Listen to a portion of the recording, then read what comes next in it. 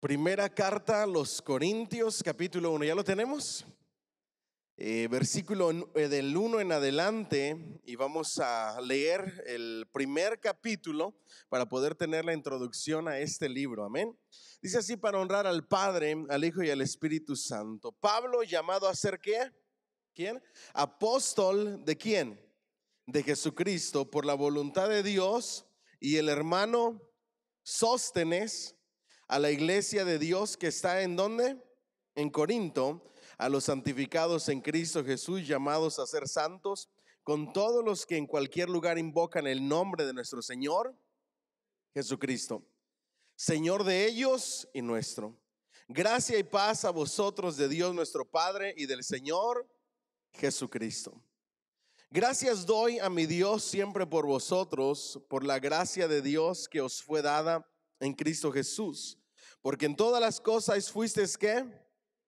Enriquecidos en él, en toda palabra y en toda ciencia, así como el testimonio acerca de Cristo ha sido confirmado en vosotros, de tal manera que nada os falta en ningún ¿qué?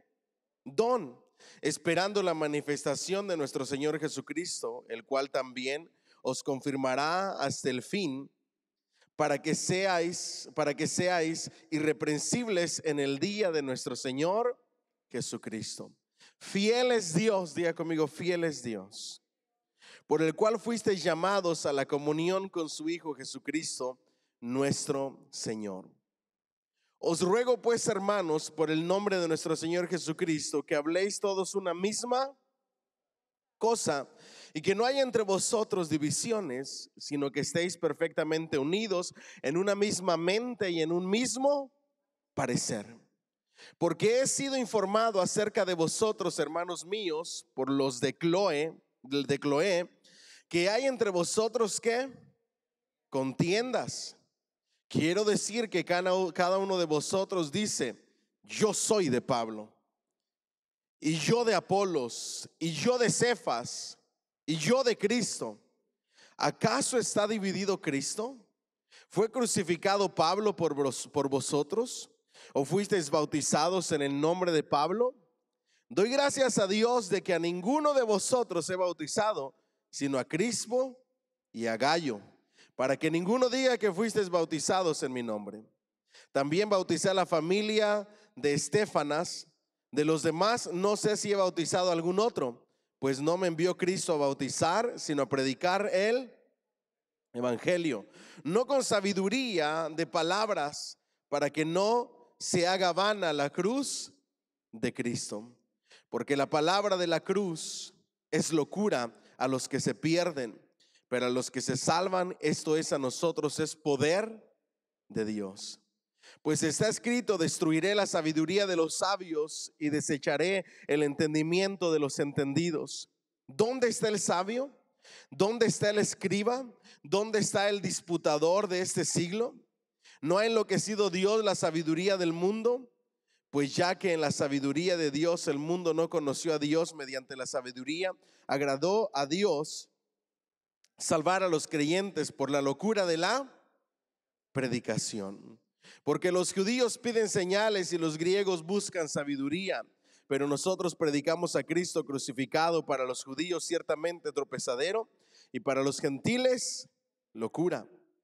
Mas para los llamados, así judíos como griegos, Cristo poder de Dios y sabiduría de Dios. Porque lo insensato de Dios es más sabio que los hombres, y lo débil de Dios es más fuerte que los hombres.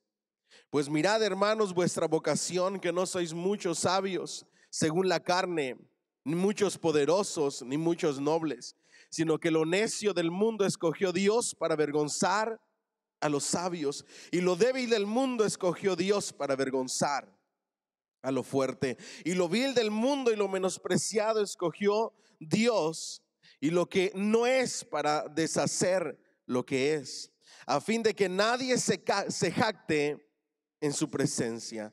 Mas por él estáis vosotros en Cristo Jesús, el cual nos ha sido hecho por Dios sabiduría, justificación, santificación y redención, para que, como está escrito, el que se gloríe, gloríese en el Señor. ¿Cuánto le dan un fuerte, fuerte aplauso al Señor, por favor? Pueden sentarse. Aleluya. Y vamos a arrancar entonces con esta siguiente carta. Recuerden que la semana pasada, este lapicero no se quiere quedar aquí conmigo. La semana pasada nosotros estuvimos estudiando, ¿cuál libro? La segunda carta, ¿a quiénes? A los tesalonicenses. Nos quedamos en el ministerio en Atenas. Hablamos la introducción de esto y dijimos que Atenas era considerada una de las maravillas de aquel entonces, en su arquitectura, en la filosofía, en la sabiduría.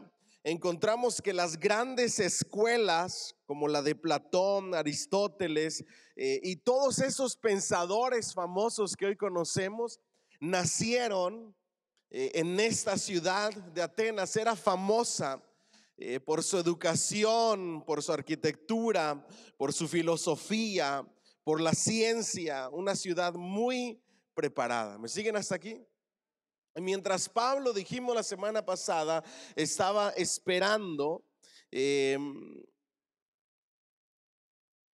dice, la ciudad de Atenas fue una de las maravillas del mundo antiguo.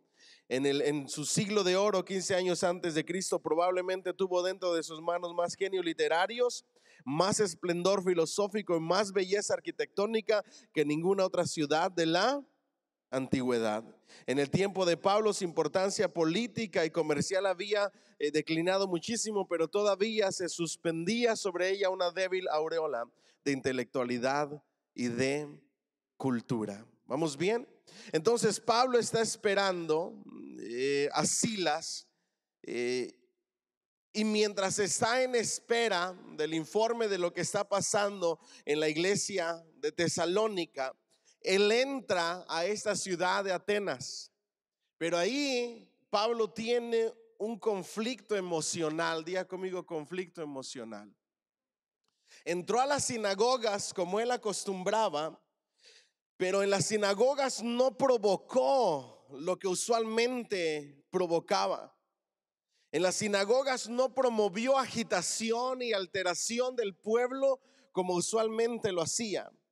Y en las plazas tampoco provocó eso. Eso nos enseña una gran verdad a nosotros como cristianos. En muchas ocasiones en nuestra vida puede que flaqueemos. Diga conmigo, vamos a flaquear. Ahora yo les pregunto, ¿tendrá algo de malo flaquear en la vida cristiana o en la fe? El problema es quedarnos en nuestra flaqueza, quedarnos en nuestro dolor, en nuestra tristeza, en nuestro mar de lágrimas emocional y no levantarnos. En la página 340 de su libro dice que se entregó a su ministerio cuando estaba esperando a Silas y a Timoteo, esperando su llegada. Se entregó a su acostumbrado ministerio y ante él se abrieron dos esferas de actividad: la sinagoga, donde entró y había judíos y había prosélitos, y las plazas, donde se encontró con pensadores paganos. Aquí encontró un nuevo tipo de opositores, los educados y cínicos paganos, que siempre estaban prontos para escuchar cualquier cosa nueva, pero a su vez indispuestos para creerla. Y así nos vamos a encontrar con algunas personas con las que nosotros hablemos y conversemos de la palabra de Dios. Diga conmigo, los que esperan escuchar cosas nuevas, pero a la misma vez tienen un rechazo y no quieren creerlas. Están indispuestos, ¿para qué? Para creerlas. La predicación de Pablo intrigó la curiosidad de ellos y lo llevaron al Areópago para darle oportunidad de que se explicara. Entonces Pablo comienza a predicar en las plazas, pero hay un lugar llamado ¿cómo? Areópago. Diga conmigo, Areópago. Y literalmente el Areópago estaba en la colina de Marte, una pequeña elevación rocosa en Atenas, donde había un espacio suficientemente para una pública conferencia. Entonces, este lugar estaba preparado para que los pensadores, para que esas personas pudieran dar una conferencia. Y al comenzar Pablo a predicar esto nuevo, le abren la oportunidad y lo llevan a ese lugar, digámoslo de esta manera, a ese centro de conferencias. ¿Me siguen hasta aquí? Areópago aquí significa no tanto el lugar como el grupo por el cual el lugar tomó su nombre, y que era el concilio del gobierno de la ciudad que tenía control sobre los programas educativos y las licencias concedidas a maestros extranjeros que estaban ahí. Ahora, el Areópago era un grupo de personas del gobierno que eran los que daban los permisos para poder darle la oportunidad a un maestro, a un filósofo, todo lo relacionado a la educación, y darle oportunidad a maestros extranjeros. Y por eso le dieron la oportunidad ¿a quién? Al apóstol Pablo. ¿En dónde empezó? En las plazas. Lo comienzan a escuchar estos del Areópago, que son personas encargadas del gobierno de la educación y de dar los permisos para escuchar esas enseñanzas y darle la oportunidad a maestros nuevos. Y entonces lo llevan a este lugar de conferencias, y ahí Pablo comienza a predicar y comienza a hablar acerca de Jesucristo y comienza a hacer apologética. Diga conmigo, apologética. Y quizás esta es la primera vez que escuchamos el término apologética, pero el término apologética es presentar argumentos y defensa de nuestra fe. ¿Lo pueden repetir conmigo? Por favor, diga conmigo, apologética, presentar defensa y argumentos que defienden nuestra fe y que derriban otros argumentos de otras creencias. Por ejemplo, las creencias que había en Atenas comenzó con el punto de contacto de la proporción que le proporcionaba el lujoso despliegue de arquitectura y estatuaria que adornaba la ciudad, y que en mayor parte estaba dedicado a la adoración de los dioses. Hizo una demanda en favor del Dios único que hizo el cielo, la tierra y gobierna el destino de los hombres. Él comienza a hablarles acerca de la riqueza que tienen en Atenas, de la arquitectura, y les dice: el Dios que vengo a predicar es mayor que todo eso, y es el creador y diseñador del universo, y en él está el destino de las personas. En contraste con la vaga y ausente deidad del epicureanismo. Ustedes recuerdan que cuando empezamos al preámbulo del Nuevo Testamento hablamos acerca de esto. Les habló de Dios como inmanente, en contraste con el panteísmo, logos del estoicismo. Insistió sobre la personalidad de Dios y la necesidad del arrepentimiento, lo que venía a ser el polo opuesto al fatalismo estoico. La desdeñosa interrupción de la multitud le impidió terminar y detallar con amplitud los aspectos de la revelación cristiana, de manera que el discurso quedó inconcluso. Hubo unos cuantos convertidos. Llevan al apóstol Pablo a este centro de conferencias. Comienza a predicar empezando desde el Dios creador. Comienza a ir en contra de las filosofías más importantes. ¿Y qué creen ustedes que sucedió? Esta audiencia educada de esta ciudad comenzó a burlarse del apóstol Pablo. Ni siquiera le dejaron terminar su discurso. Se quedó a medias y, burlándose de él, lo echaron del centro de conferencias. Ahí es que tuvo una flaqueza emocional el apóstol Pablo. Según parece, el ministerio en Atenas constituyó una desilusión para Pablo. En la sinagoga no promovió gran agitación, y la población pagana lo despidió lleno de burlas y de mofa. ¿Me siguen hasta aquí? una desilusión total emocionalmente.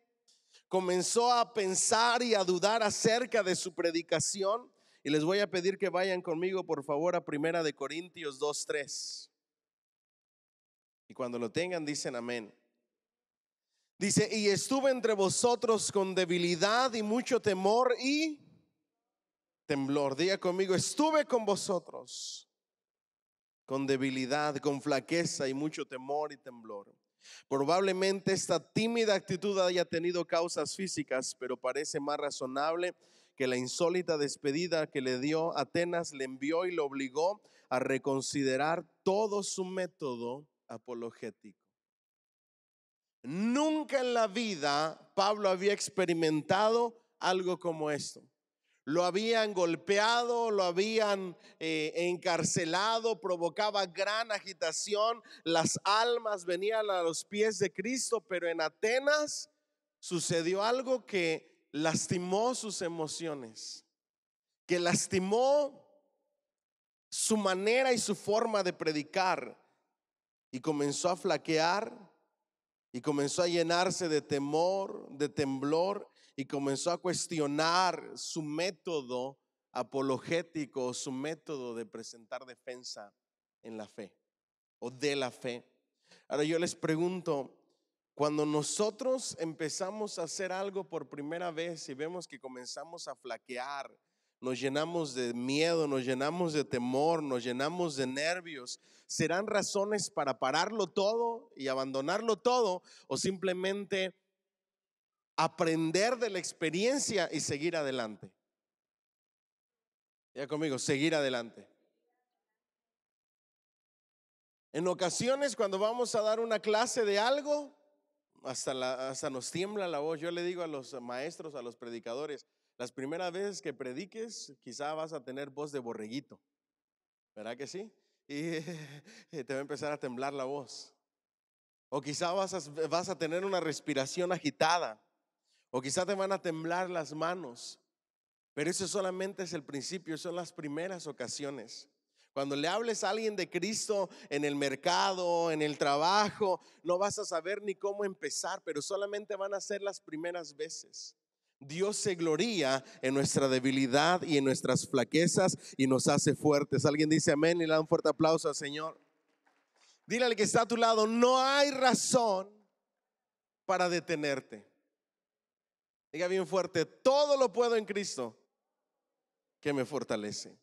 Si Él nos mandó a predicar, prediquemos. Si Él nos mandó a hablar acerca de Cristo, hablemos de Cristo. Si Él nos mandó a enseñar a los niños, enseñemos a los niños. Si Él nos mandó a enseñar a los jóvenes, enseñemos a los jóvenes. Si Él nos mandó a mostrar el amor de Él a través de la ayuda al necesitado, hagámoslo. Sin importar los rechazos, sin importar las burlas, sin importar los reveses en esta vida. ¿Nos siguen hasta aquí? En una ocasión nosotros estábamos haciendo ayuda comunitaria. Llegamos a la casa de un ancianito bien viejito. Su casa se está cayendo hasta la fecha. Su roof se está cayendo, el deck se está cayendo. Todavía paso por ahí por esa casa y todo se sigue echando a perder. Llegamos con comida y nos la rechazó. Solamente porque insistimos la aceptó. Le ofrecimos ayuda para repararle su casa y nos la negó. ¿Y saben qué nos dijo? No necesito ayuda de nadie. Y la casa se estaba cayendo. Cuando tú recibes esas negativas o recibes burlas o recibes reveses en la vida, eso duele. Comentarios de alguien. Pero sabes, la mayoría de personas que comentan no han dado el paso que tú ya diste. Esa es la gran diferencia. Por lo regular, la persona que se mofa, la persona que critica, la persona que se burla, no ha dado el paso que tú ya diste. No ha tomado un micrófono, no se ha parado en una plaza a predicar, no ha tocado puertas, no ha dado una clase a los niños, no ha hecho absolutamente nada. Pero tú ya diste ese primer paso. Y aún en medio de las flaquezas humanas, aún en medio del nerviosismo, aún en medio de las burlas, Dios te va a pulir. Ya conmigo, Dios me va a pulir. Toda experiencia que pasamos en esta vida es una oportunidad de Dios para darnos forma y para pulirnos. Cuando tú no haces nada, te estás oxidando. Pero cuando empiezas a hacer algo, Dios te empieza a pulir y te comienza a dar brillo. ¿Alguien dice amén? Ahora, también en muchas ocasiones es importante que recibamos reveses en esta vida para que no se nos suba. ¿Me siguen hasta aquí? Porque en ocasiones nos sentimos tan preparados, nos sentimos tan expertos, nos sentimos que todo lo sabemos, que hace falta que Dios nos ponga una sacudida para que comencemos a depender más de Dios. ¿Alguien dice amén? Déselo fuerte al Señor, por favor. Cuando más sintamos que ya lo sabemos todo, es cuando nos debemos de dar cuenta que no sabemos nada. Siempre tenemos que tener un espíritu enseñable, un corazón enseñable. Y recuerden que Pablo fue una de las personas que nos enseñó acerca de eso. Pablo nos dijo: hay un aguijón en mi carne por el cual han orado 3 veces ya y han ayunado, y Dios me ha dicho: bástate mi gracia. Y cuando ves hablando a Pablo, te das cuenta que él ve esa condición y esa debilidad como unas riendas de Dios. Es la manera en que te mantiene derechito. ¿Alguien dice amén? Así es que Dios tiene unas riendas en nuestras vidas. Yo no sé cuáles son sus riendas, pero todos tenemos unas riendas que Dios nos puso, como la rienda de un caballo, para gobernarnos y para dirigirnos. Algunos son sus finanzas. No, hombre, la cuenta empieza a ponerse en cierto estado y ya no saben qué hacer, sienten el agua al cuello y empiezan a buscar a Dios y empiezan a clamar y empiezan a decir: Dios mío, tú prometiste que si busco primeramente tu reino, todo lo demás será añadido. Pruébenme en esto y verán que abro las ventanas de los cielos, las puertas de los cielos, y envío bendiciones hasta que sobreabunden. Yo no sé. Algunos otros son la enfermedad. Esa es la riendita que nos mantiene derechitos, ¿verdad que sí? Algunos otros, qué sé yo, quizá pudieran ser los problemas en el hogar, las aflicciones. Yo no sé cuáles son las riendas que Dios utiliza para controlarte. Yo sé las mías. Pregúntale al que está a tu lado: ¿tú sabes las tuyas? Ahora, si no las sabe, tiene que descubrirlas. ¿Qué es aquello que cuando sucede lo vuelve a Dios? ¿Qué es aquello que cuando pasa, lo primero que haces es ponerte de rodillas delante de Dios? En ocasiones Dios tiene que permitir que pasemos por diferentes flaquezas, llamémoslo de esta manera, fracasos, reveses en la vida, para mantenernos dependiendo de Él. ¿Alguien dice amén? Déselo fuerte al Señor, por favor.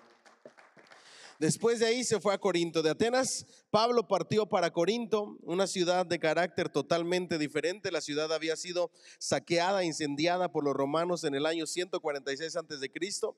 En el 46 antes de Cristo fue reconstruida por Julio César y se convirtió en la reconocida capital política de Acaya, que era provincia senatorial. Corinto era la residencia del procónsul gobernante, como se asienta en Hechos 18:12, situada en el istmo que unía el Peloponeso con el continente entre el Golfo de Lechaeum por el occidente y el mar Egeo por el oriente. Corinto se convirtió en un centro ¿qué? Comercial. Para no leer tanto, les voy a explicar cómo era Corinto. Corinto era un puerto, diga conmigo, era un puerto. Y tenía por lo menos 3 lugares donde llegaban, 3 puertos importantes donde llegaba el comercio del mundo entero. Pero de los más importantes había 2. ¿Vamos bien hasta ahí? Corinto, había una frase en el Nuevo Testamento en la época de Pablo que le decían a la gente: no te vayas a corintianizar. Voltea al que está a tu lado y dile, no te vayas a corintianizar. Es decir, era el centro del pecado y de la maldad del paganismo del mundo. Ahí se intercambiaban las culturas, no solamente en el área comercial, sino en los vicios, en los placeres, en el pecado. Ahí había de todo. De hecho, la diosa que tenía uno de los templos principales en Corinto era la diosa Afrodita. Y dentro de las sacerdotisas se hacía todo pecado sexual habido y por haber como ritual, o la diosa del amor. ¿Me siguen hasta aquí? Entonces era un lugar donde había muchas riquezas, era un lugar de comercio súper importante, era un lugar donde se intercambiaba todo, pero había demasiado pecado y demasiado paganismo. ¿Me siguen hasta aquí? Entonces, más bien que navegar alrededor del cabo Malea, que está en el extremo sur del Peloponeso, en donde la navegación era peligrosa, muchos patrones de navío preferían transbordar sus cargas en Corinto, enviándolas al occidente. Después Corinto dejó de ser lo que era porque se hizo un canal que pasaba derecho y ya no tenías que hacer escala en esta ciudad. En cuanto al gobierno, Corinto era una colonia romana como Filipos. Su población era cosmopolita, sus habitantes fueron asesinados o desterrados cuando por primera vez la ciudad fue destruida. Y al ser reconstruida, la colonizaron nuevos pobladores. Los judíos vinieron atraídos por el comercio. Los romanos estaban ahí retenidos por los negocios oficiales o como descendientes de los colonos originales. Los griegos concurrían a la ciudad desde el exterior y el comercio atraía la acostumbrada miscelánea de marineros, comerciantes, banqueros y gentes de casi cada rincón del mundo mediterráneo.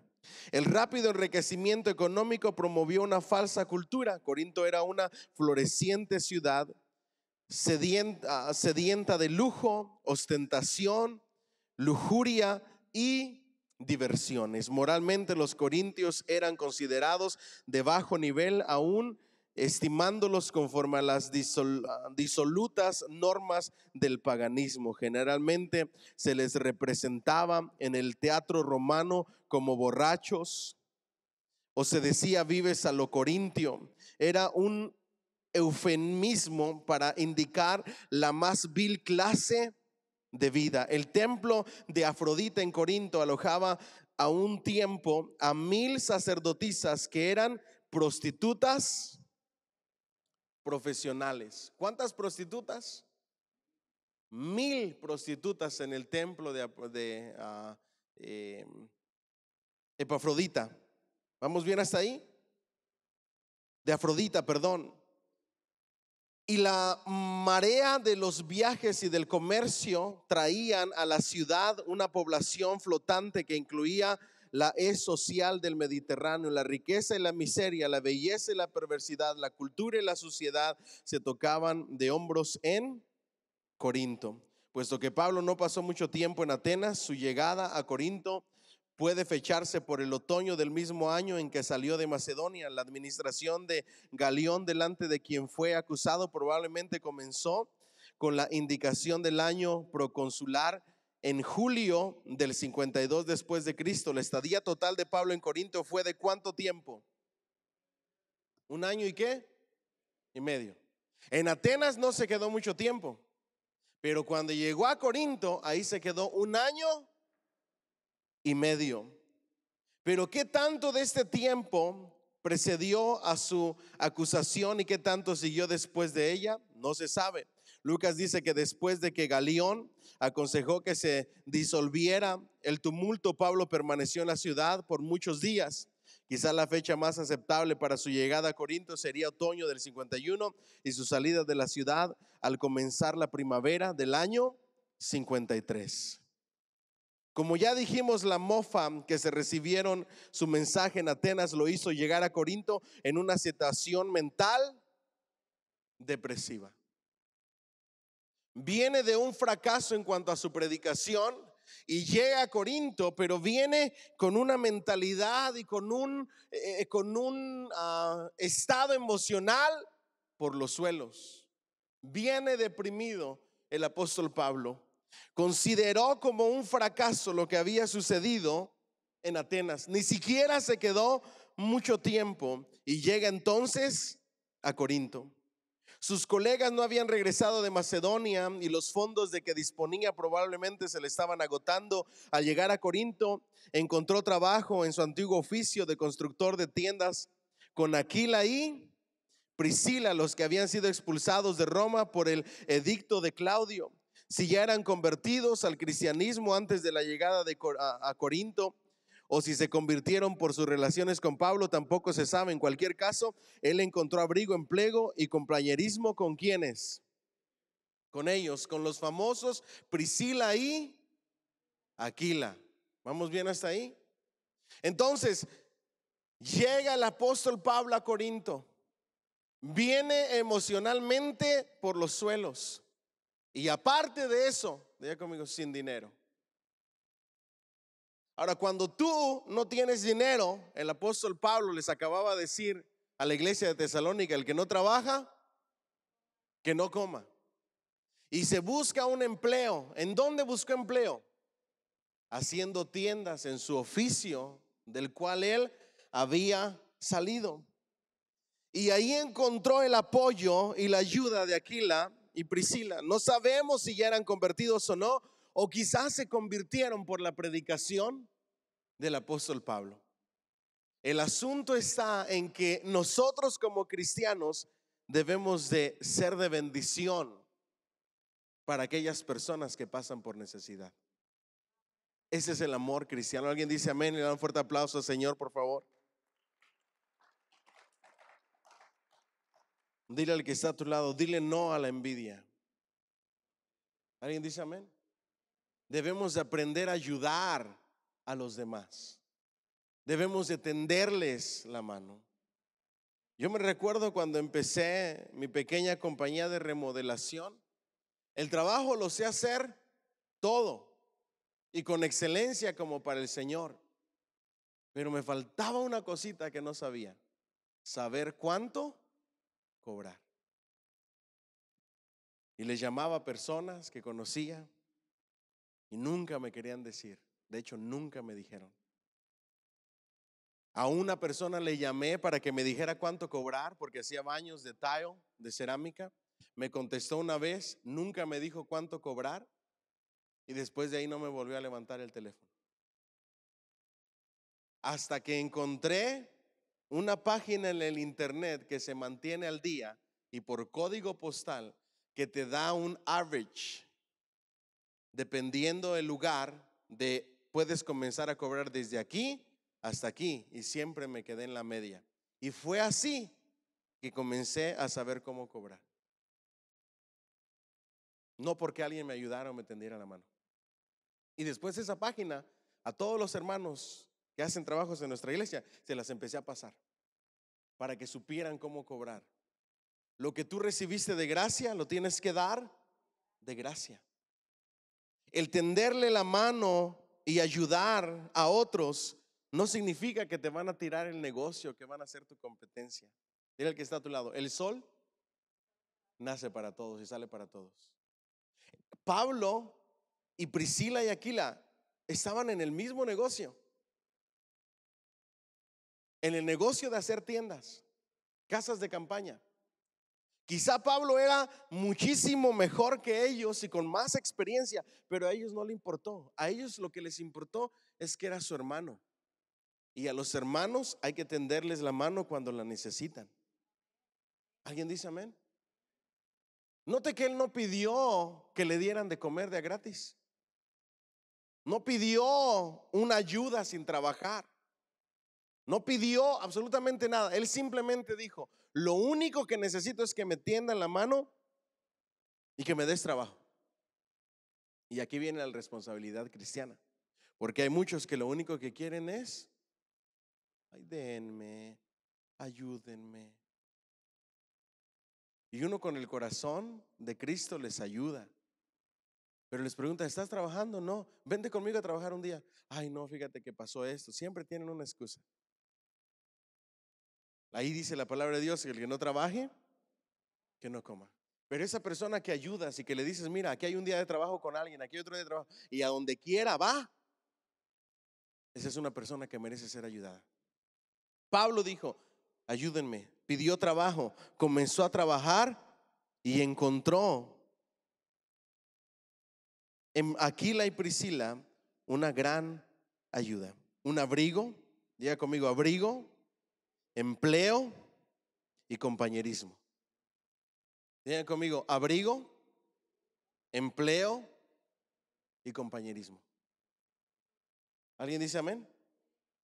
Así es que cuando esté en tus manos ayudar a un hermano, ayúdale, enséñale. En el área en donde yo me muevo, a mí me habla la gente y le digo, hazlo así, hazlo así, hazlo así. A mí me llaman personas y me dicen, pastor, estoy haciendo un basement, la insulación que debo de poner es esta, es aquella. Le digo, no, esa no es la que tienes que poner. Tienes que poner esta clase, la tienes que poner así. Busco videos y se los mando para que hagan las cosas bien hechas.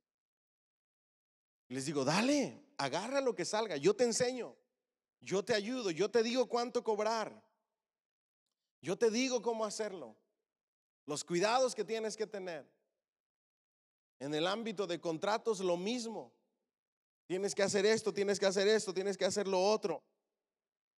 Lo importante es ayudar, tender la mano. ¿Alguien dice amén? No importa que hagan lo mismo. Este mundo y Dios, el gobernador de este mundo, tiene para todos, para bendecirnos de manera sobreabundante a todos.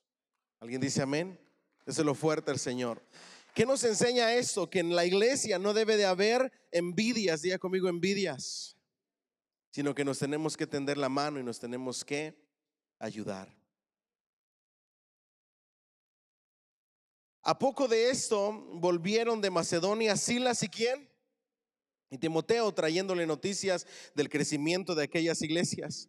Puede ser que esta temporada le haya llegado la contribución para su sostén, de la cual habló a su carta a los filipenses. Cuando partí a Macedonia, ninguna iglesia me comunicó en razón de dar y recibir, sino vosotros solos, porque aún a Tesalónica me enviaste lo necesario 1 y 2 veces. Ojo aquí, la iglesia se debe de encargar del predicador. ¿Alguien dice amén? Del pastor. Debe de sostener al pastor, a su familia, con sus ofrendas. La Biblia dice que el obrero es digno de su salario y que no pondrás bozal al buey que trilla, porque el que predica el evangelio debe de vivir del evangelio, de la obra. ¿Alguien dice amén? Y en su generosidad la iglesia de Tesalónica le envía ofrendas para su sustento. Porque cuando tú eres bendecido, Dios te bendice para bendecir. ¿Me dicen amén? Yo no sé qué Dios tiene conmigo, pero yo pienso, y tú debes de ser sabio en las formas que Dios te utiliza o te está enviando para bendecirte. A la iglesia de Tesalónica les puso al apóstol Pablo para que los sostuvieran con ofrendas y de esa manera Dios derramara bendiciones sobre ellos. Yo he notado algo y yo no sé ustedes qué han notado en sus vidas. Por alguna u otra razón, Dios siempre me pone viejitos o viejitas que no tienen quien les ayude en la casa. Hace poquito acabo de hacer un estimado, bien lejos de mi casa, allá por aquel rumbo de Winder, pero así para allá, escondidito en Winder. Llegué y era una viejita y que no podía hacer esto, no podía hacer lo otro. Yo digo, yo no sé qué Dios tiene conmigo y los viejitos. Lo único que sé es que Dios me toca el corazón. Y le digo, mira, vamos a hacer esto, yo tengo focos, yo tengo esto. Y a veces son cosas bien sencillas. En el caso de esta viejita, tiene un switch dimmable que hace que la luz se ponga alta y baja. Y cuando tú lo subes, el foco empieza a parpadear. Eso es porque los focos que está usando no son diseñados para que baje la luz o suba. Entonces, conforme va la electricidad, empieza a blinker. Lo único que hay que hacer es cambiar los focos o quitar ese switch. 10 minutos. Y le digo, mira, yo traigo los focos, yo tengo ahí en la casa, porque son focos que no estoy usando, te los traigo, ahí ahorras, hacemos esto. Y siempre busco ahorrarles y ayudarles. Digo, yo no sé qué Dios tiene conmigo y los viejitos. Y luego Dios mismo me contesta y me dice, es la manera que yo uso tu vida para bendecirte. Porque si tú bendices a alguien, yo te voy a bendecir a ti. ¿Alguien dice amén? Así es que yo les voy a pedir un favor que nace de la palabra. ¿Qué es aquello que ustedes ven que son lo que Dios les envía para bendecirles? Todos tenemos algo, sea ayudar a alguien, sea darle transporte a alguien, sea llevarle una despensita a alguien, sea traducirle a alguien. Todos tenemos algo que la gente nos busca por alguna razón y que tú sabes que Dios te los está mandando para bendecirles. Ni siquiera para sacar algún beneficio de ellos, sino para bendecirles. Esas cositas son las que Dios te está enviando para que tú las hagas y la bendición de Dios se derrame sobre tu vida. ¿Me dicen amén? La iglesia de Tesalónica entendió el área de ellos. Priscila y Aquila entendieron el área en las cuales Dios les iba a bendecir. Ellos dijeron, si le damos abrigo y empleo y le brindamos ese compañerismo y esa relación de hermanos, Dios nos va a bendecir a nosotros. ¿Me dicen amén? Este pasaje implica que las iglesias de Macedonia le dieron su ayuda en forma muy generosa después de que él salió de allá, animado por las buenas noticias y por el sostén recibido de Macedonia. Su predicación se hizo más vigorosa y expuso más definidamente que Jesús era él. ¿Qué fue lo que Dios utilizó para que el apóstol Pablo se reanimara? La ofrenda, pero noten que no fue el dinero, sino el ver la mano de Dios, la provisión y el cuidado de Dios sobre su vida. Y eso lo animó. Si ven cómo nosotros ni siquiera nos imaginamos que nosotros hacemos una obra de ayuda para alguien por amor a las personas y por amor a Dios, pero ni siquiera nos imaginamos que ellos no te están viendo a ti, están viendo a Dios obrar a favor de sus vidas usándote a ti. La leche y la despensa que tú le llevaste a alguien es como enviada del cielo. ¿Me siguen hasta aquí? La ayuda que tú le brindaste es como si Dios mismo la hubiera puesto en sus manos. Eso es lo que estaba viendo el apóstol Pablo. Al ver el cuidado de Dios sobre su vida, al ver la provisión de Dios sobre su vida, al ver la generosidad de los hermanos, Dios le estaba diciendo, yo me encargo de ti, yo cuido de ti, yo estoy viendo por ti, no te desanimes, sigue predicando que yo me encargo de ti. Y hoy Dios nos dice, sigue sirviendo, sigue buscándole, sigue entregado, sigue obedeciendo a Dios. Sigue haciendo la obra que Dios te ha llamado a hacer. Sigue buscando su rostro, sigue orando, sigue ayunando. No te canses, Él se encarga de ti. Si tú sigues haciendo la obra de Dios, Él se va a encargar de ti. Me dicen amén. Y se lo demostró.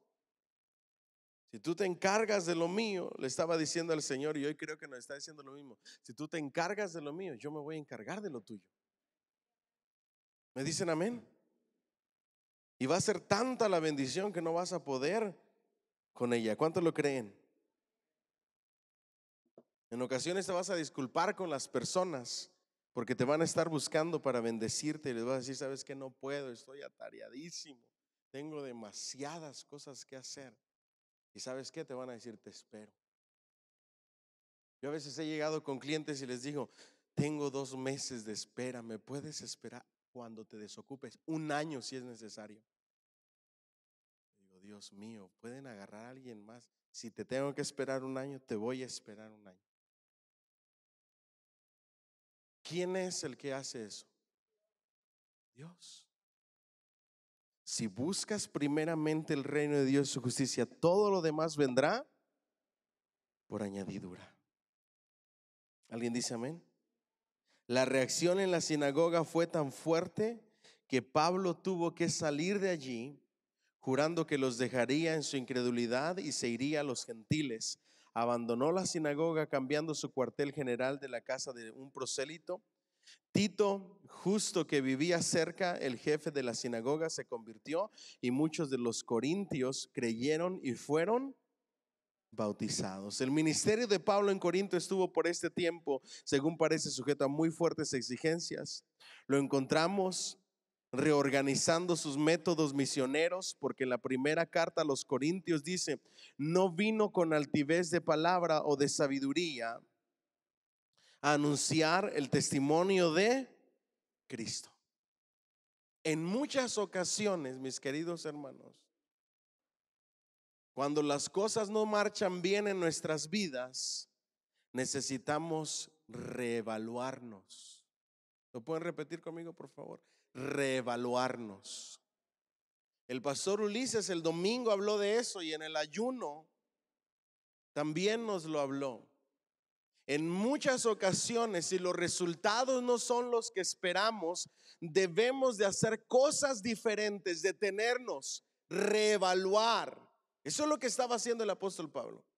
Él estaba diciendo: aquí esto no me funcionó, yo necesito reevaluar mis métodos misioneros para que no me vuelva a suceder lo mismo. En muchas ocasiones tú tienes que detenerte y reevaluar la educación de tus hijos. En muchas ocasiones tú tienes que detenerte y reevaluar tu estado espiritual. ¿Me dicen amén? En muchas ocasiones tienes que detenerte y reevaluar tu matrimonio, porque si sigues así, las cosas van a terminar muy mal. Vas a experimentar otro fracaso. El pastor Ulises dijo: tanto está la gotita hasta que hace hoyo. Yo lo voy a tomar la ilustración de manera negativa. Es tanto la gotita de cosas que no se están haciendo bien, que tarde que temprano va a ser un hueco en esa piedra, en el corazón de la persona. Si tienes que cambiar tu actitud con tu esposa, con tu esposo, tu manera de solucionar los conflictos, si tienes que escuchar más, si tienes que hablar con más amor, si tienes que prestar más atención, si le tienes que prestar más atención a tus hijos, si tienes que dedicar más tiempo para Dios, si tienes que reevaluar tus negocios, lo que tengas que hacer, tienes que tomar el tiempo de reevaluar tu vida o cualquier área de tu vida y comenzar a reorganizarte en lo que tú tienes que hacer. En todas las áreas de tu vida. Si algo no está funcionando, comienza a reorganizarte hasta que funcione. De lo contrario, vas a terminar con más fracasos. ¿Me siguen hasta aquí? All right, vamos adelante entonces. ¿Tiene algo de malo reevaluarse o reconocer sus errores y sus equivocaciones? Pablo dice: yo no vine con altivez. Es decir, Dios me enseñó, está diciendo el apóstol Pablo, que no lo sé todo y que no me la sé de todas. Y sin importar que haya visto la gloria de Dios y cientos de personas se hayan convertido por mi causa, eso no me da el derecho de que haya altivez y orgullo y vanagloria en mi vida. No podía recordar con exactitud cuántos había bautizado. Los 18 meses de exploración en esa corrupta e idolátrica ciudad debieron haber constituido una pesada tarea para su físico y para su sistema nervioso. Pudiera ser que su regreso de Acaya a Palestina lo ocasionara la enfermedad, aunque Lucas nada diga de ello. Ojo aquí. En ocasiones son tantas las presiones, son tantas las ocupaciones, que si no tomas un descanso te puede afectar, Una semana de descanso no hace una diferencia. Un día de descanso no hace la diferencia. si tú estás siendo sabio en tu vida. ¿Me dicen amén? Yo quiero animarles a algo. En muchas ocasiones tú tienes que relajarte un poquito, tranquilizarte, pararte.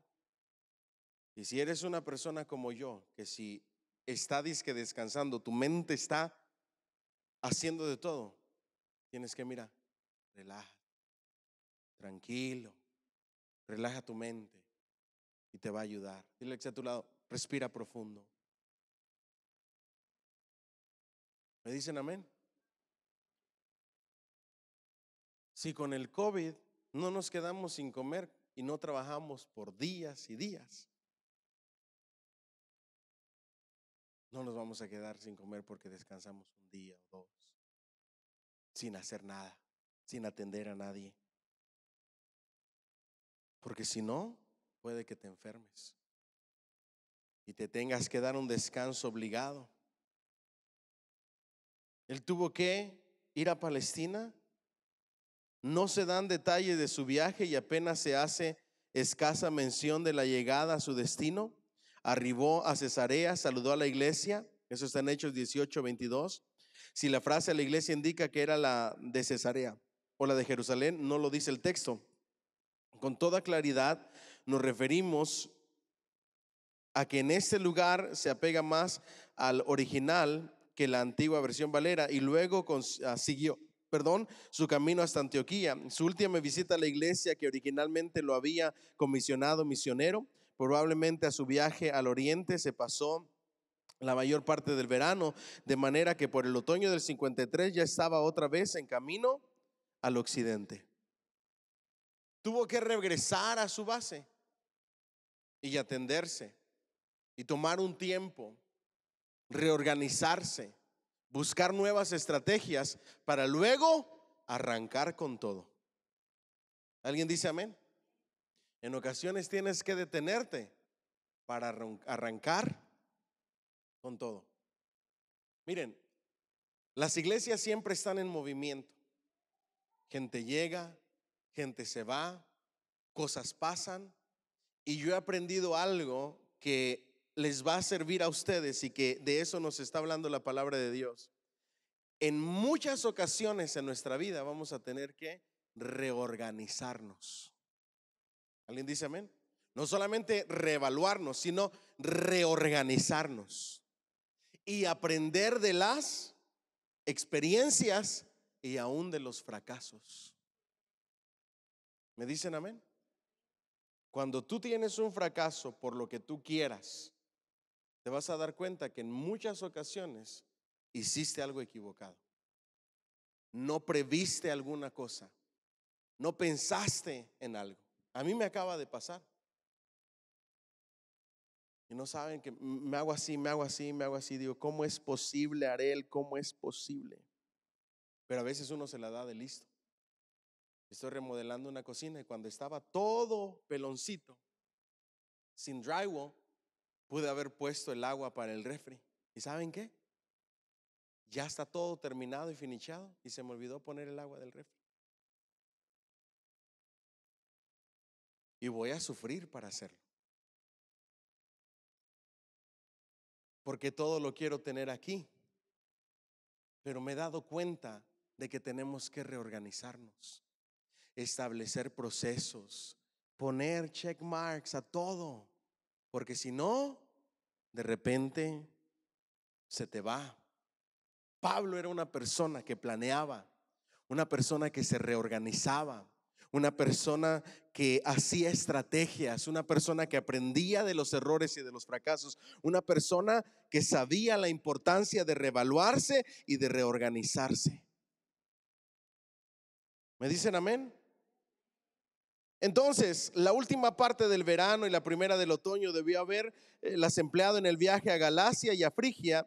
Los disturbios habidos en las iglesias de Galacia por la época en que se reunió el concilio no habían terminado del todo, de manera que Pablo iba confirmando a los discípulos antes de que llegara el invierno Pablo había regresado a Éfeso, en donde comenzó su trabajo misionero en Asia, el cual constituyó el más largo y quizá el más tormentoso ministerio en su experiencia. Estaba resolviendo conflictos el apóstol Pablo.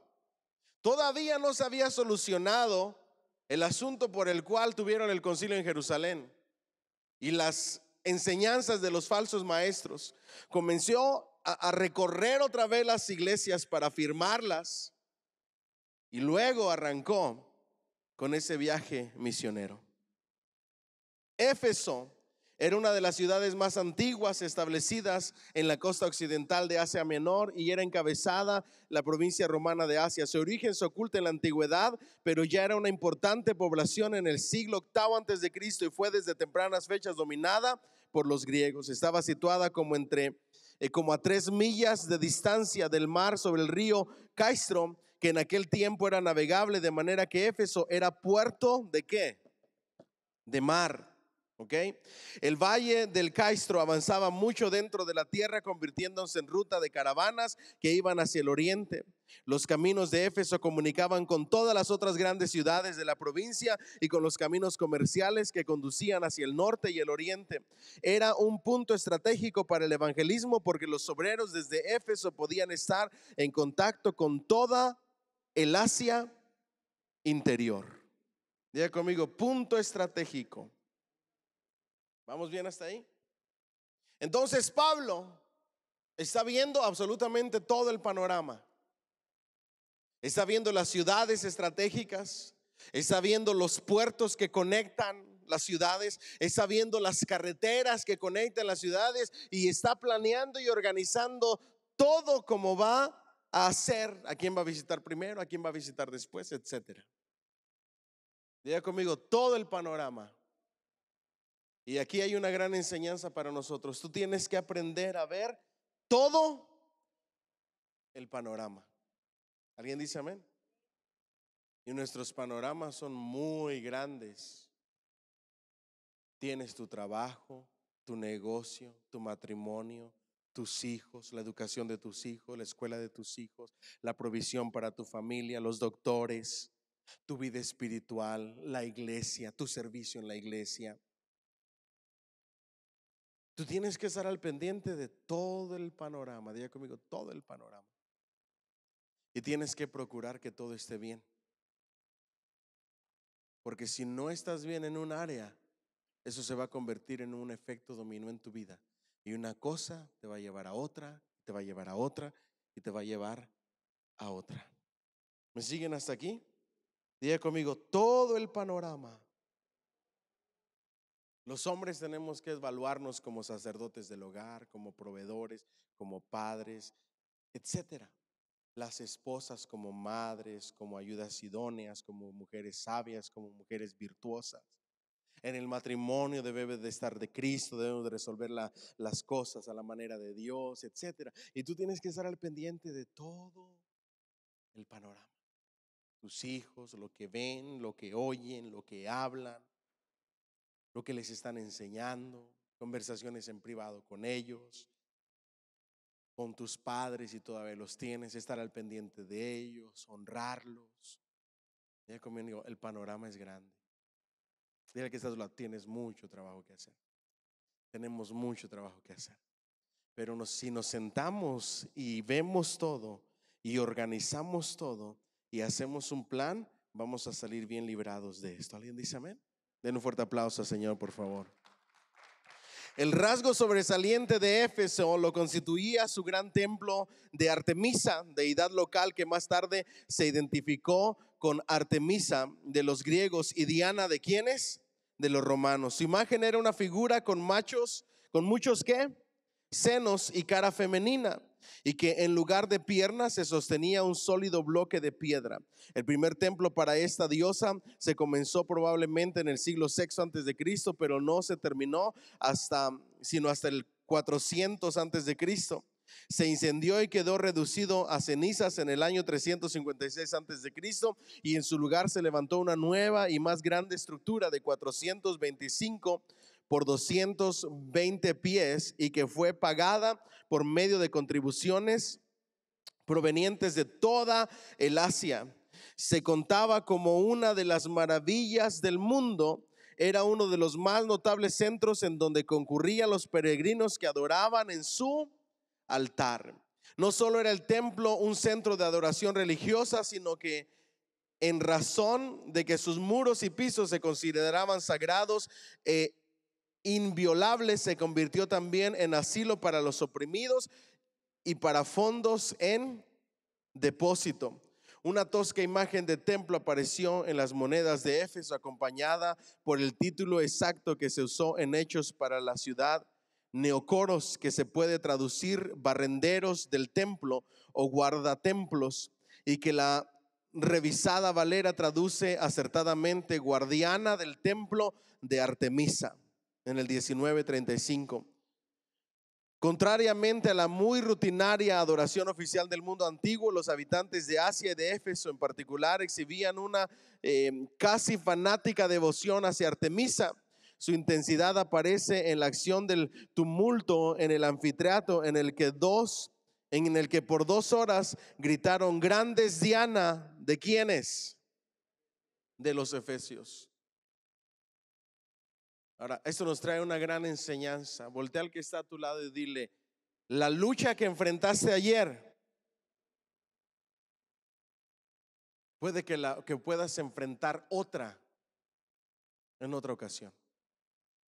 Ustedes y yo tenemos que saber que esta vida se basa en luchas y en batallas, y que Dios no nos promete y nos va a decir: esta fue tu última lucha, esa fue tu última batalla.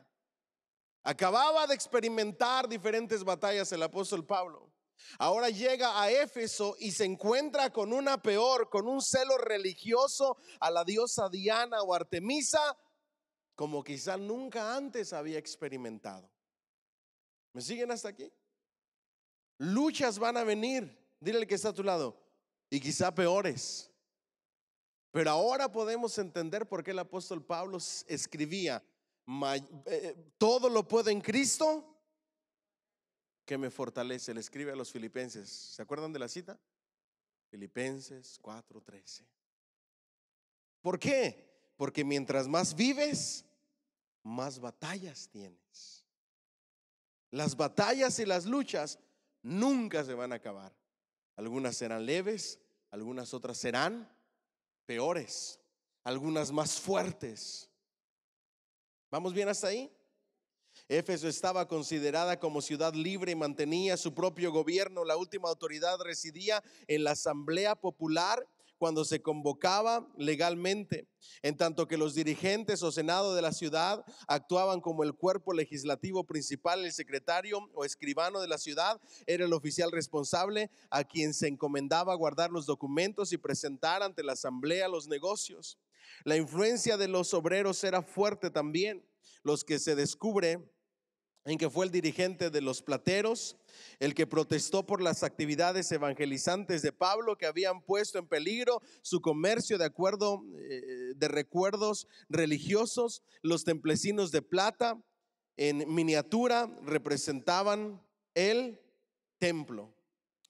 Toda esa gente de negocios, fabricantes de plata, de metales, que hacían pequeños recuerdos de la diosa, del templo, los plateros, todo lo relacionado a los utensilios de este templo.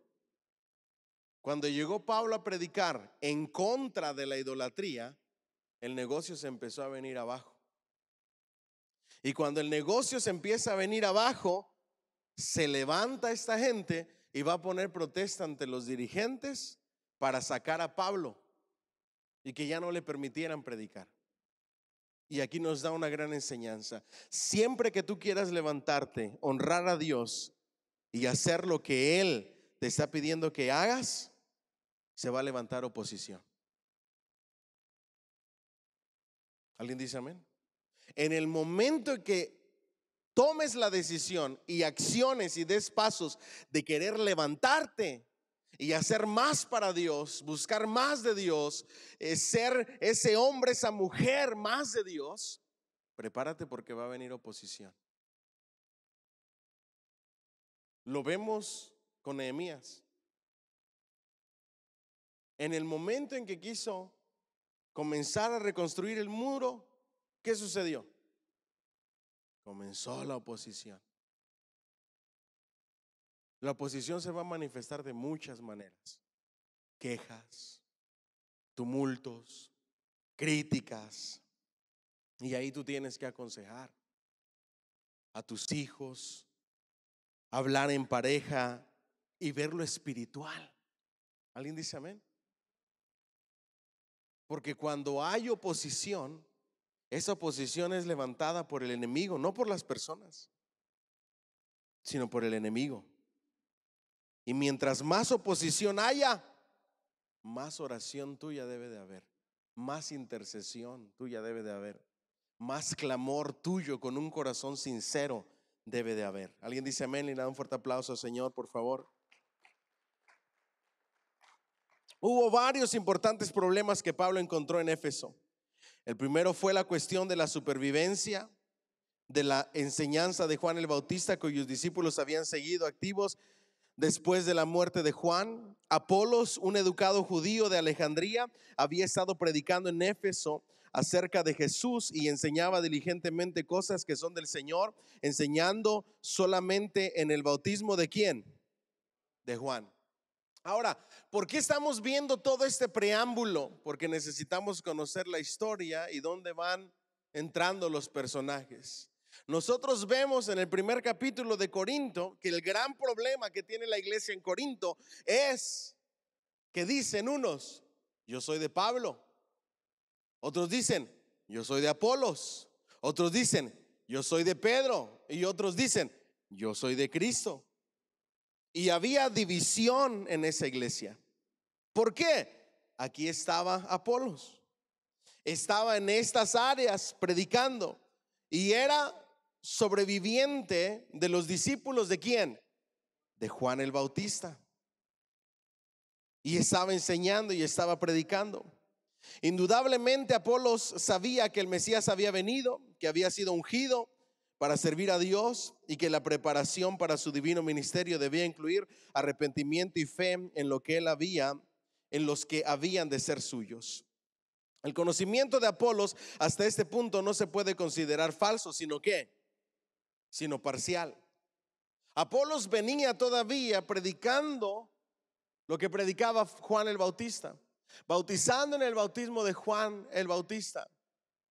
Pero también había escuchado de Cristo el Mesías y hablaba de ese Cristo, pero de manera parcial. Diga conmigo: de manera parcial. No había llegado hasta el fin del asunto. Predicó en la sinagoga y por lo que parece logró buena respuesta. Bajo la dirección de Aquila y Priscila, su conocimiento se amplió. El contraste que aquí se nota entre las frases resulta iluminador. Lucas dice que Apolos era instruido en el camino del Señor, pero que Priscila y Aquila le declararon el camino de Dios más particularmente. Entonces, conocía de manera parcial el evangelio de Jesucristo. ¿Y quiénes le enseñaron y lo discipularon? Priscila y Aquila. Y aquí nos lleva a otro punto de enseñanza. Nosotros hemos sido llamados a ser discípulos, a enseñarle a las personas, a guiar a las personas, empezando por nuestra casa, por nuestros hijos, por nuestra familia. Noten que eran cristianos comunes y corrientes, pero que le enseñaron a alguien.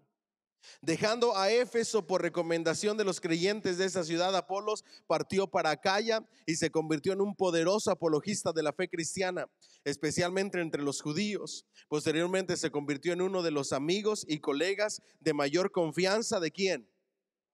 Del apóstol Pablo.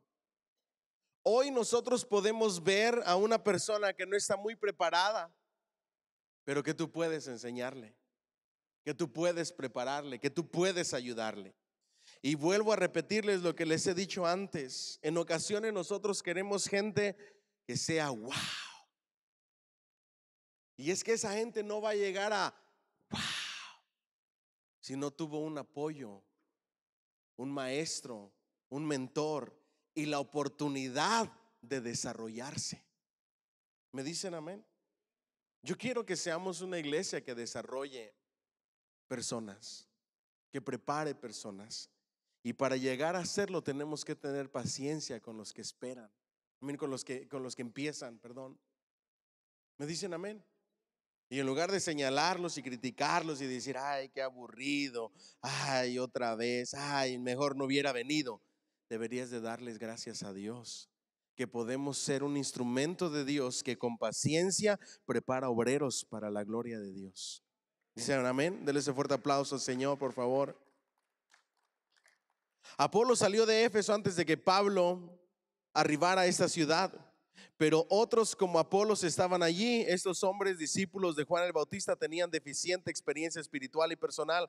Tan evidente era este hecho que cuando Pablo trabó contacto con ellos, les preguntó si habían recibido ¿quién?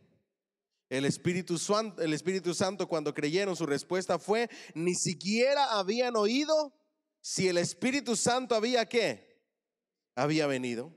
En vista de la predicación de Juan, que Jesús bautizara con el Espíritu Santo, parece inconcebible, que ellos jamás hubieran escuchado este nombre. Parece mucho más probable que hubieran querido decir que no habían oído que la promesa se hubiera cumplido ya en Pentecostés. La respuesta de Pablo demostró que el bautismo de Juan no era suficiente para producir una completa experiencia cristiana, porque el creyente no solo necesitaba arrepentirse del pecado, sino que también debía de ser ¿qué? Lleno del Espíritu. El primer problema de Éfeso pues era conducir a sinceros pero inmaduros creyentes a la plenitud de la doctrina cristiana. Y aquí viene un punto bien importante. Hay muchas personas muy sinceras pero muy ignorantes e inmaduras. ¿Me siguen hasta aquí? La sinceridad no es suficiente para llegar a una plenitud en Cristo Jesús. Yo puedo ser sinceramente ignorante de las doctrinas fundamentales de la palabra de Dios. Yo puedo ser sinceramente inmaduro, como estos creyentes. Habían creído, pero estaban incompletos. Necesitaban al Espíritu Santo de Dios. Y Él se pasea en medio nuestro en cada reunión. Cristo dijo: donde haya 2 o 3 congregados en mi nombre, ahí voy a estar yo, en la persona del Espíritu Santo. El Espíritu Santo está aquí en medio nuestro. Se pasea en medio nuestro. ¿Alguien dice amén? Y Dios nos está haciendo un llamado a madurar, a crecer, a avanzar, a no quedarnos en lo que ya sé o en la madurez a la cual he llegado y he alcanzado. En Dios siempre hay más. En la presencia de Dios siempre hay más. No hay nadie quien ya lo haya experimentado todo del Espíritu Santo de Dios. Siempre hay más. Dios es un Dios que sorprende con su presencia y con su Espíritu Santo. ¿Alguien dice amén? Dale ese fuerte aplauso, Señor. Entonces, el primer problema, diga conmigo: cristianos inmaduros e ignorantes. La mayoría de cristianos de la iglesia de Corinto eran bebés espirituales. Por eso tenían tantos problemas que el apóstol Pablo tuvo que tratar en esta carta. Diga conmigo: bebés espirituales, recién nacidos espiritualmente, recién convertidos. Primera y segunda de Corintios son 2 de las cartas que más hablan de todo. Diga conmigo: de todo. Hablan de vida cristiana, hablan de dones, hablan de enseñanza, hablan de relaciones unos con otros, de todo. Y gracias a Dios por eso. ¿Alguien dice amén? El segundo importante problema de la misión de Asia fue el ocultismo. Diga conmigo: el ocultismo. Los judíos exorcistas, representados por los 7 hijos de Seba, y los centenares de personas no identificadas que incendiaron sus libros de magia, son prueba del amplio dominio que la superstición y la demonología había alcanzado. La solución dada a este problema fue doble. En forma positiva se demostró que El poder de Cristo superior a los exorcistas y al de las ceremonias demoníacas. Había un montón de practicantes de brujería y de magia negra o blanca o del color que usted lo quiera llamar. Exorcistas con actividades demoníacas, con rituales, etcétera, etcétera. Los enfermos fueron curados, los posesos fueron ¿qué? Liberados, y aquellos que practicaban las artes ocultas quedaron bajo tan profunda convicción del mal en que habían vivido que voluntariamente destruyeron los libros de magia en donde habían aprendido sus artes, sus hechicerías. Eso está en Hechos 19:19. En forma negativa quedó demostrado el carácter exclusivo del evangelio. Un cristiano no tenía que añadir al cristianismo o a su religión, el cristianismo a su religión anterior, porque el cristianismo al entrar la desechaba. El cristianismo era esencialmente intolerante con todos sus rivales, y ninguna parte quedó mejor demostrado que este principio en Éfeso.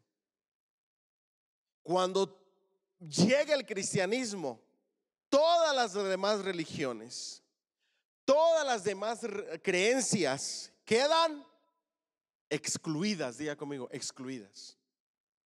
Tú no puedes integrar parte de tu religión antigua al cristianismo. Ahora les voy a decir algo. Escuchen esto, por favor, para dar lugar a preguntas y respuestas. He escuchado aún predicadores que cuando tú los escuchas con atención, en su predicación ellos han traído sus antiguas creencias al cristianismo. Y yo me quedo sorprendido. Y hablan de cada cosa tan antibíblica que yo digo, es que así los educaron. Con mamás chamanes, con papás chamanes, con papás brujos, con papás esto, con satanistas, con esto, con lo otro. Y esas cosas que ellos todavía, algunas de ellas las arrastran a la enseñanza y a la doctrina cristiana. Aquí en Éfeso quedó claro que el cristianismo no se puede mezclar con nada, ni con ninguna religión, ni con la mundanalidad. Ni un amén santo. Ni fornicaciones, ni lascivias, ni bebida, ni truanerías o vulgaridades, ni droga, ni ninguna clase de droga, absolutamente nada. No puedes traer al cristianismo parte de tu vida social. Aunque no me digan amén. Ay, pastor, es que pues yo acostumbraba que de repente en una fiestecita pues teníamos un bailecito ahí con la familia. Cero. No, pastor, es que pues usted sabe, hay que darle a la familia sus bebidas alcohólicas, su cervecita para que se pongan felices y pasen un buen rato. Cero. El cristianismo no se mezcla con nada de tu pasado. He aquí que tú eres nueva criatura, dice el Señor. Soy nueva criatura. Las cosas viejas pasaron, he aquí todas son hechas. Contra un fuerte aplauso al Señor, por favor. El ministerio de Pablo en Éfeso fue singularmente efectivo. Durante más de 2 años pudo predicar sin interrupción, primero en la sinagoga y posteriormente en la escuela de Tirano. Obró especiales milagros y alcanzó al pueblo de Éfeso y toda la provincia como un todo en forma más completa que la que había logrado con el pueblo en cualquier otro lugar.